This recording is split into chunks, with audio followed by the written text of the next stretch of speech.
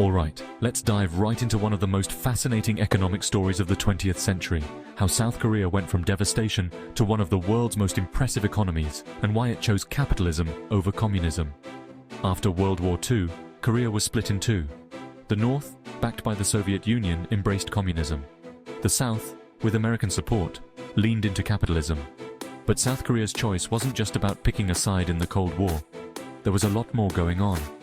In the 1950s, South Korea was one of the poorest countries on the planet. Picture this: the economy was mostly agricultural, infrastructure was in ruins, and people were struggling to survive. The government needed a way out, fast. So, why did South Korea choose capitalism? First, geography and allies played a huge role. The US pumped billions into South Korea, not just out of kindness, but to create a stable, anti-communist ally in Asia. This money came with strings attached, open markets, private property, and a capitalist framework. But here's the twist. South Korea didn't just copy-paste American capitalism. The government picked winners, guided industries, and set strict rules. This was capitalism with a plan.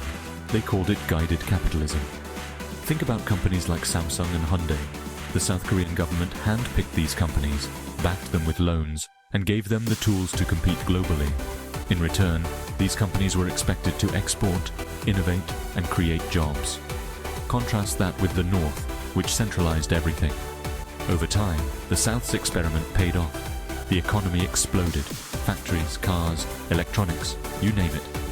By the 1980s, South Korea was a global export powerhouse.